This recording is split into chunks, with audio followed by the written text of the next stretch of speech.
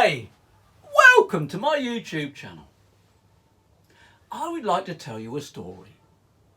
This tale concerns a timid giant called Trevor and a far from timid dragon. If you like this story, please press like and share. Here goes. Trevor met a dragon, and it was a little tyke. It wouldn't do as it was told. It did what it would like. It burnt the blacksmith's log pile up, nearly fried his cat. It chased the baker up the road and vulcanised his hat. Now, dragons have a fire to feed, so get through loads of wood. But this one knew that fossil fuels were also rather good.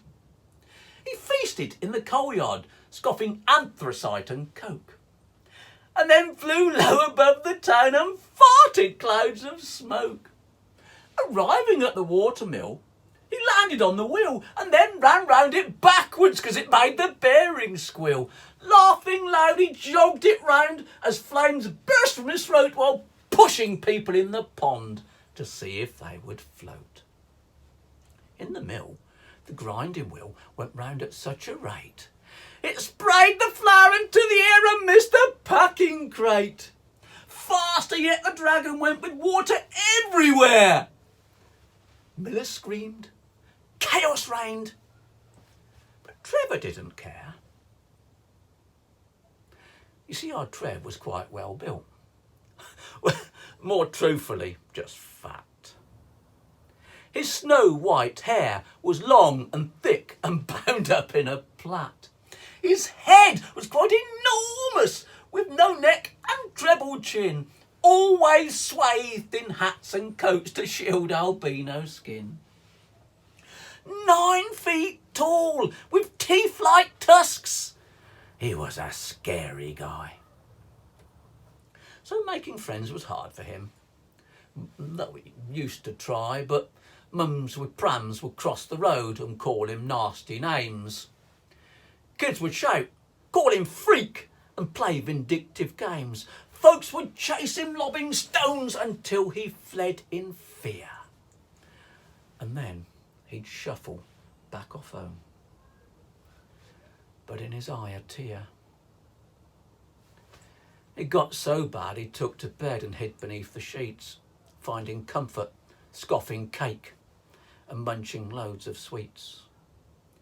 Teased and bullied all his life, he'd finally had enough and realised to get respect he'd have to be more tough. So he ripped his meat-cart out and placed there one of stone, and then befriended Dragon. Now they leave him well alone. So Dragon moved to Trevor's, and beneath the ancient oak built himself a cosy den, which quite upset some folk.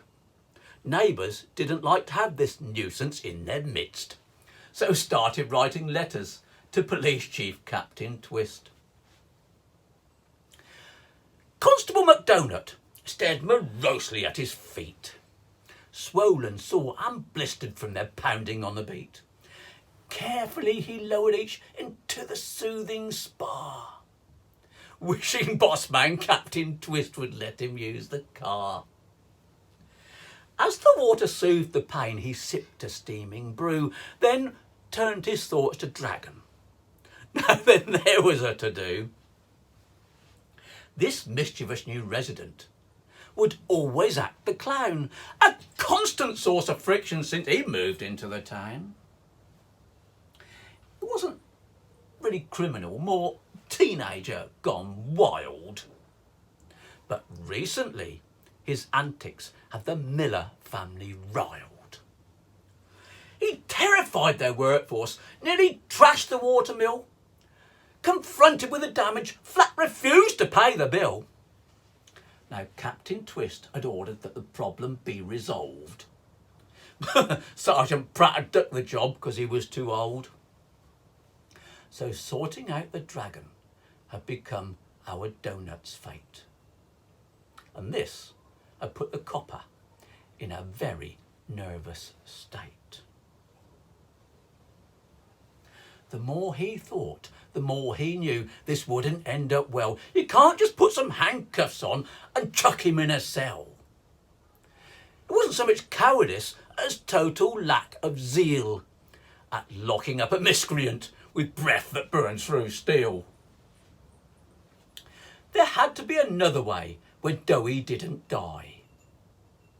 So he reached for biscuits. Anything was worth a try. But halfway through the packet, an idea began to form.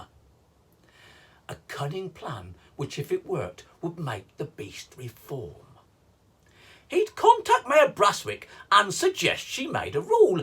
Every dragon resident attend the boarding school. As he cogitated, this idea gained great appeal. Mr. Smack, the troll in charge, would bring that lad to heel. He'd need some help to set this up and knew who to enlist. So as his feet were soaking, Doughy phoned up Captain Twist. 15 minutes later came a phone call from Town Clerk. Mayor Braswick had agreed. So Doughy set to work. Swollen but now wrinkled toes were dried and wrapped in boots. And Constable MacDonald once again patrolled his routes. These took him past young Trevor's place, where Dragon had his den. No time like the present, and if not now, then when? Well aware of how the beast had tended to behave, Donut stuck his chest out so he'd look more big and brave. Then this nervous constable shouted loudly from the gate, "Message for the dragon! Come on now, don't make me wait!" The voice, so full and confident, belied the fear he felt at summoning the dragon from the cottage where he dwelt. But yet again he shouted, then approached and kicked the door, which wasn't really clever, because his feet were still quite sore. Then from behind, a cultured voice said, "Can I be of help?" Which so surprised the copper that he gave a little yelp, then slowly turned and looked into a mouth near 2 feet wide, belonging to a dragon with a giant by his side. The mouth was sort of smiling, but the sides were leaking flame. Then it said, "I'm Dragon. Tell me, copper, what's your name?" "Constable MacDonald," he said, eyeballing the beast. "You've been causing problems, and I think it's time you ceased." Dragon's smile grew wider, and then turning to his friend said, "Now then, Trev, what do you think? Should all our fun just end?" The giant was enormous, and he looked down at the cop. "What do you think that you can do to make my friend here stop?" Then the gritty constable said, "Braswick's made a rule. Every dragon resident must go to boarding school." Dragon's eyes grew darker, but our donut stood his ground, confiding, "There are people that just don't want you around." Dragon started smoking and his teeth began to glow. "What will you do, copper, if I just refuse to go?"